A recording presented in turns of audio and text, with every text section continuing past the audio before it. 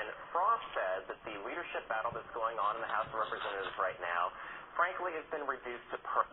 And whether or not Clyburn, if he is forced from his leadership position, will have to give up his driver, his security detail, and, of course, the car. And Limbaugh he said, referred to her as Miss Nancy, Ron. Wait, hang on a second, Ed. I will not let you guys try to denigrate him here. I have Nobody's denigrating you, and you're not calling the rules on this show. I'm not calling the rules. I actually listened to the entire segment, Ed. I dare say you didn't listen to the whole thing. I did.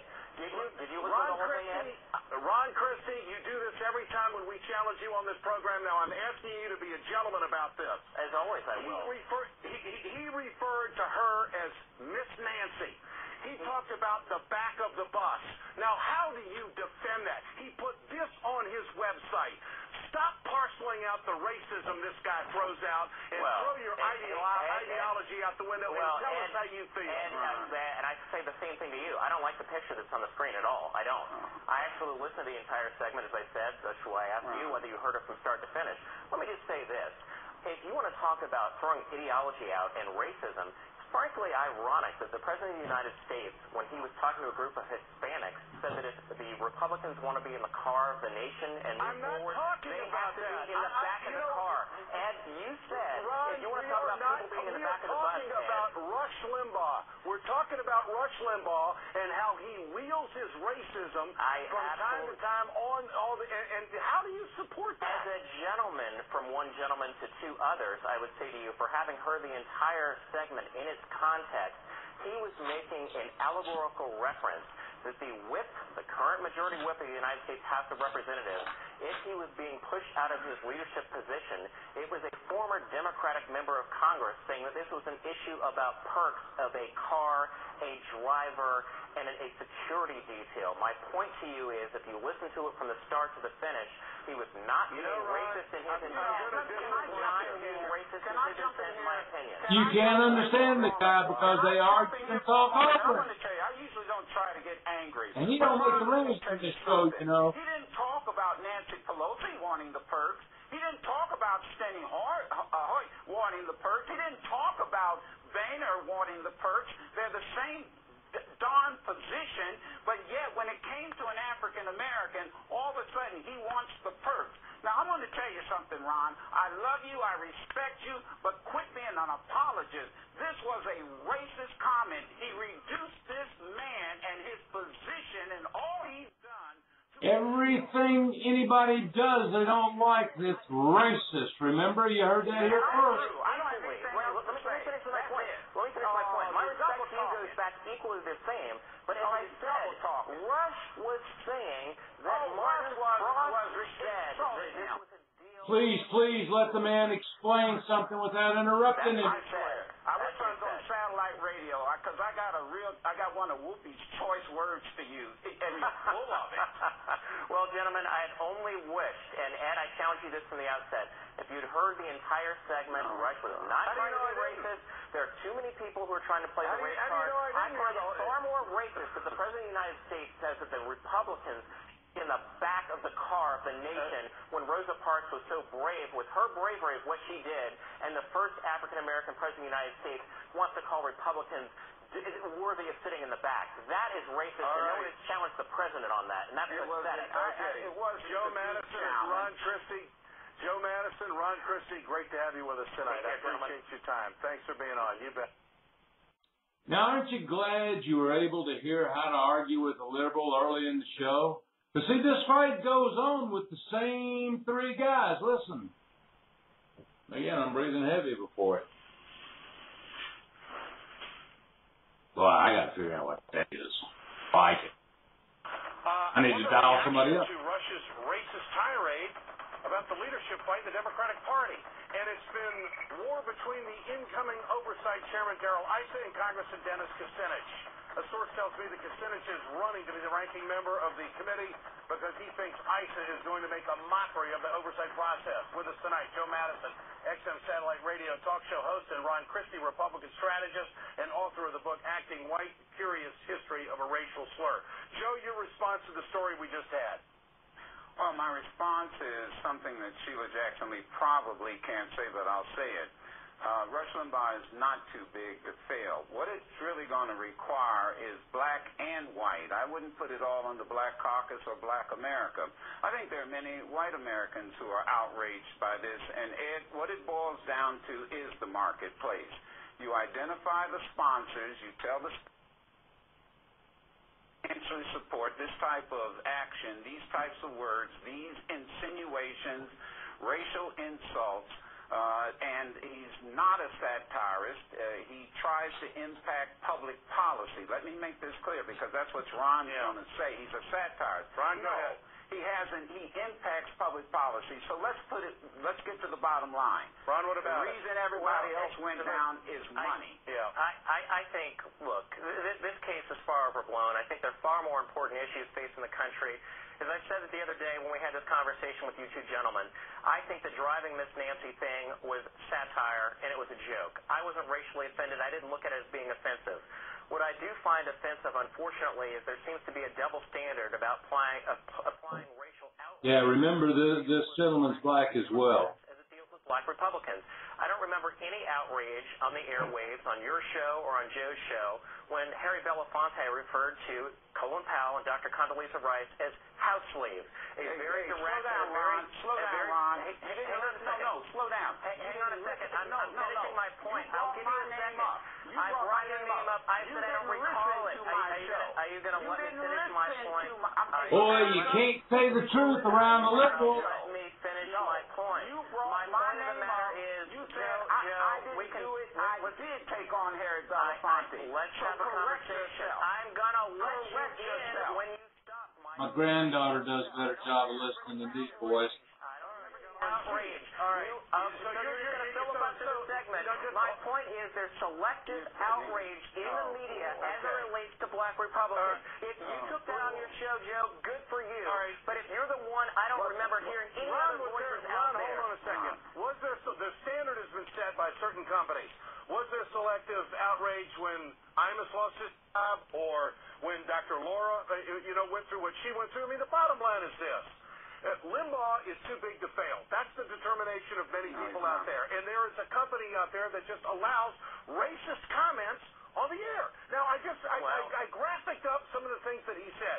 Ron, are they racist or not? To say about the, I'm not here to defend everything that Rush Limbaugh said. Okay. Answer the question, Ron. Answer the question. Is it racist or not? For goodness sakes. Are you going to let me finish, or are you going to just sit there and filibuster? He's going to filibuster, I guarantee you. He's a liberal. Joe, there are people who have comments taken out of context all the time. I do not dodge. You are dodging. We need an hour to do this. So much racial outrage. There's so many real problems. He needs the crap smacked out of him for doing that. But the fact of the matter is, I think it's racist. If you want to talk about racist, the Democrats are running around trying to make up a position for James Clyburn so that he doesn't get pushed out of his leadership spot. That's the outrage. Joe Madison, pleasure having you guys on. Take care, brother. Always a spirited discussion. Wasn't a discussion. It was idiotic. It was idiotic. Now, you got to understand, these guys cannot stand for somebody to bring up anything. Now, they'll bring up anything in the world they want to. I mean, you could be talking about Charlie Brown can't kick a football, and they're going to tell you that President Obama is the best basketball player in the world, and what that proves, I don't know, but that's their argument. But if you absolutely bring something up that is actually germane, learn that word, to the conversation, we ain't talking about this. You got to answer the question we asked. Because, you see, they're in this little box, and if you get outside that little box on the way they think, then they got no answer for you. But, see, it doesn't just go to Rush Limbaugh. Schultz he doesn't know how to do it well, so all he knows how to do is to make fun of people. I'm going to tell you what, if you don't know Karl Rove, you better, because that boy's a pretty bright boy. Here's what Schultz had to say.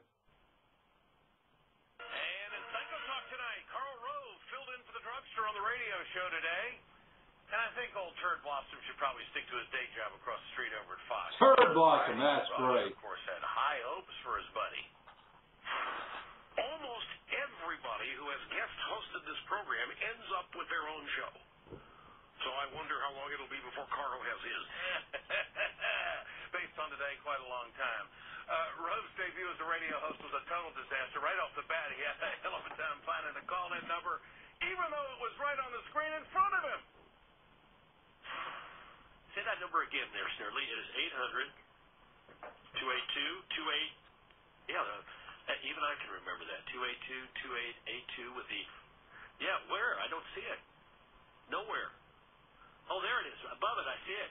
See, they've got all these very complicated, sophisticated devices here. I'm used to people putting pieces of paper in front of me. Oh, it's that high-impact, totally entertaining right-wing talk radio on 5 million stations across America. Isn't that amazing?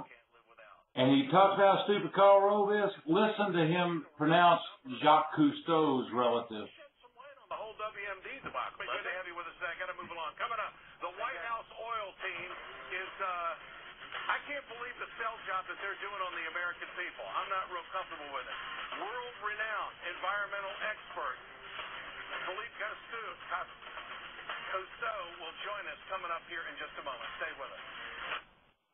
Eddie boy, can you not say Cousteau? Oh my goodness, we should make fun of him. He's a bigot. He's a racist. He's all these things that they tell us we are. But you know, Ed goes even further because you see, he not only took on Karl Rove, he then decided that he was steamed that Glenn Beck is, quote, allowed to be on the air. Listen to this. The problem in America is we're being indoctrinated from dawn until dusk every single day, 7 days a week. We're being indoctrinated by Washington. We're being indoctrinated by our unions. We're being indoctrinated in our schools. We're being indoctrinated in the media. We're being indoctrinated.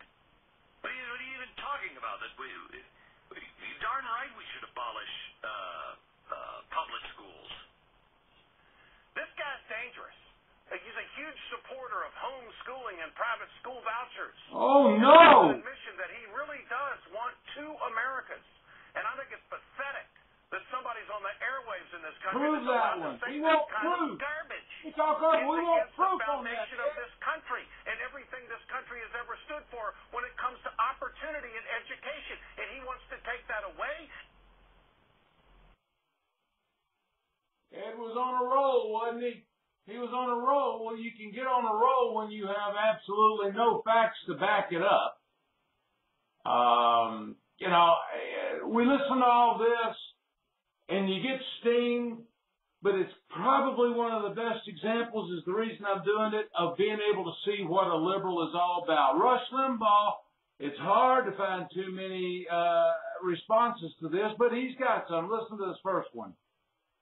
Speaking of the Reverend Sharpton, ladies and gentlemen, he has the National Action Network is a non-profit organization, and it is regulated by the IRS under the Internal Revenue Code.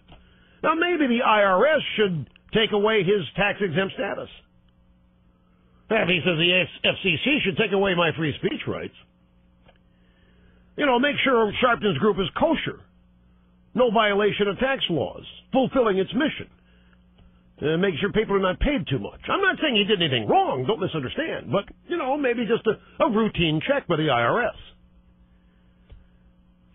You aren't allowed to use a 501c3 to campaign for candidates, for example. Well, I wonder, should the IRS check to see if, because, you know, these organizations like Sharpton's are regulated, to make sure that they're not offending people. You know, I'm not saying he's doing anything wrong. No, this is a routine check. In fact, here in the New York Daily News, there is an exclusive today by Douglas Fiden. National Action Network's $1.1 million debt doesn't stop Reverend Sharpton's $250,000 salary.